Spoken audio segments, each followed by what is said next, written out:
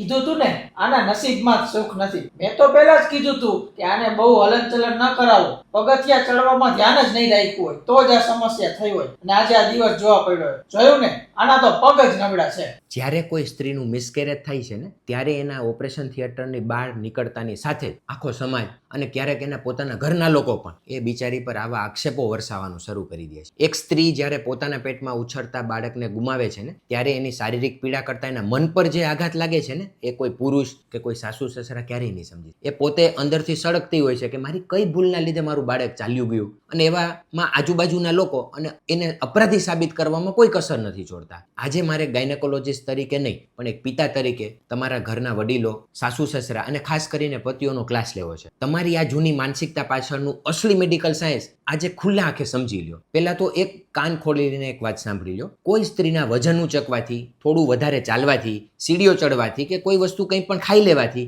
ક્યારેય મિસકેરેજ નથી થતું. આ સાવ ખોટી અને જૂની વાતો છે. મેડિકલ સાયન્સ બહુ સ્પષ્ટ કહે છે પ્રેગ્નન્સીના પહેલા 3 મહિનામાં થતા 80% મિસકેરેજ પાછળ ક્રોમોઝોમલ એબનોર્માલિટી એટલે કે જીનેટિક ખામી જવાબદાર હોય છે. સરળ ભાષામાં સમજાવું, જ્યારે સ્ત્રીનું સ્ત્રીબીજ અને પુરુષના સ્પર્મ ભેગા થાય છે ત્યારે કુદરતી રીતે બાળક તૈયાર થાય છે. આ પ્રક્રિયા દરમિયાન જો કુદરતને એવું લાગે કે બનનારું બાળક ખોડખાપણ વાળું આવે છે કે એનું મગજ કે હૃદય બરાબર નથી બની રહ્યું અથવા એ બાળક દુનિયામાં આવીને ક્યારેક સ્વસ્થ જીવન નહીં જીવી શકે ત્યારે કુદરત પોતે જ એ પ્રેગ્નન્સીને ત્યાં જ અટકાવી દે છે અને ગર્ભ પડી જાય છે. આ કુદરતનો પોતાનો એક ફેસલો છે જેથી તમારા ઘરમાં કોઈ વિકલાંગ બાળક ન જન્મે. આમાં પેલી બિચારી સ્ત્રીનો શું વાંક? શું એને કોઈ જાણી જોઈને બાળકના જીનેટિક બગાડ્યા હતા? દુનિયામાં એવી કઈ માં હશે જે પોતાના પેટમાં ઉછળતા જીવને જાણી જોઈને નુકસાન પહોંચાડે? જે દીકરી પોતે માં બનવાના સપના જોતી હોય એ શા માટે આવું કંઈ કરે જેનાથી એનું બાળક ચાલ્યું જાય? જ્યારે મિસકેરેજ થાય છે ને ત્યારે એ સ્ત્રી માત્ર લોહી નથી ગુમાવતી, એ પોતાની આશાઓ, પોતાના સપના